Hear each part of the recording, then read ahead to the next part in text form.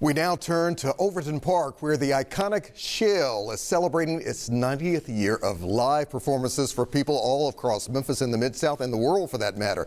And the big celebration is just weeks away. And here to tell us what we can look forward to and what makes the Shell so special is Executive Director Natalie Wilson. Natalie, welcome back to 3 at 3. Good to see you as always. Being here. This is an amazing milestone, 90 years. Yes. What does this anniversary mean not only to the Shell, but to the city of Memphis as a whole? Well, it gives us hope that our history can continue to be important, and that a place that was built in 1936 can just be as special today and for the future. There's very few spaces that give you that, and I feel like the word for me is hope.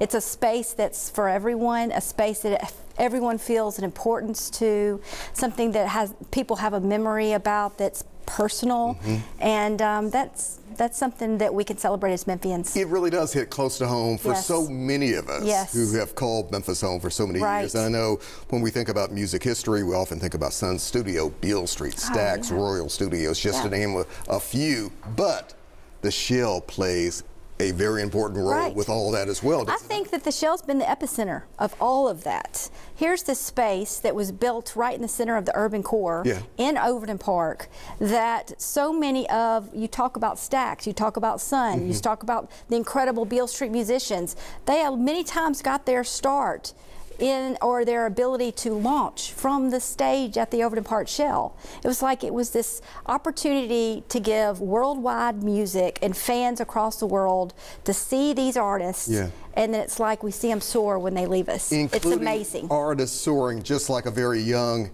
Elvis Presley. He was 19 years old in 1954, didn't know what he was doing. His parents were in the audience. He was out there trying to play. He only had 3 songs in his purview, and he was terrified. And truly, historians say a star was born at the Overton Park Shell that night. So it's like that story and many more happens every day when you see a concert at the Shell, and you're like, we will see that band be big, or we'll see a Grammy from that artist. We see it because the Shell gives that opportunity. It gives access. Obviously, we've seen the evolution of so many great artists coming from the Shell, but the Shell itself has had a pretty amazing story because of its ups and downs and ups again. I call it a renaissance. A renaissance. Because a rebirth. A rebirth and a renaissance, because in its 90 years, 3 to 4 times it was abandoned, it was almost bulldozed, it was struggling to survive, and in its 90 years, it's not only struggling, it's not only not struggling, it's thriving, and it's been a renaissance around reimagining the use of the stage. While we still are true to our roots in 1936, we are doing so much more than we ever thought it could be. And now if you think about Overton Park as a whole, with the Metal Museum coming in beside us, with the incredible Memphis Zoo, the Overton Park Conservancy, all these park partners, the Shell is the heart of this beautiful 342-acre space that's in our urban core. We can celebrate it because it's for all of us. This is for all of us, for sure. Why do you think it persevered, and why do you think so many Memphians said, we cannot let it be bulldozed. We cannot let the demolition take place. We need the Shell. I always go back to our our late friend, Thomas Boggs. Oh, remember Thomas Boggs? And Thomas Boggs, he was a character. He was in the box tops, and he had, in 1967, he trained himself to the Shell in protest for 48 hours, had a big rave, had a big party. Music, dancing, everything else, to say you will not take the stage down and put an interstate through Overton Park.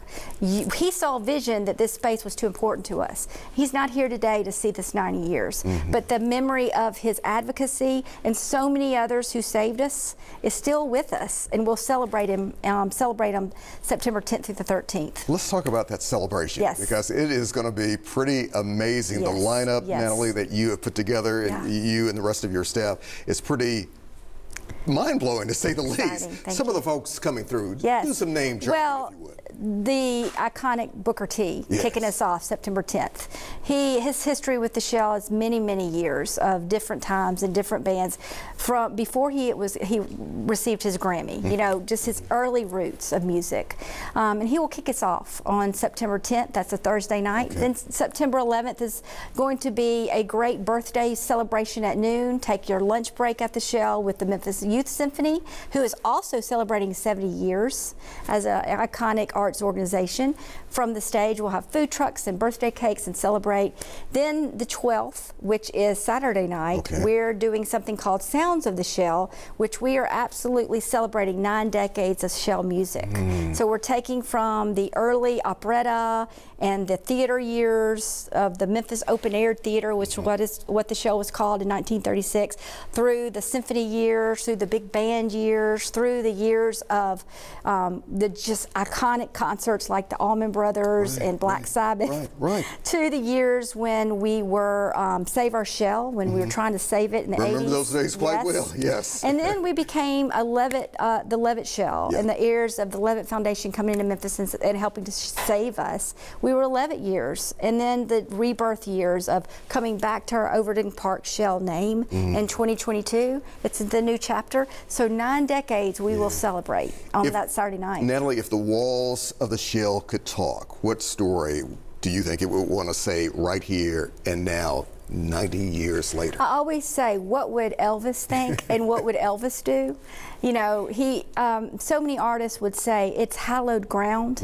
It is what made us. It is in our story. It's our history. It's truly, you know, so important to giving them a place and giving them a stage to launch their expertise and their vision for their life.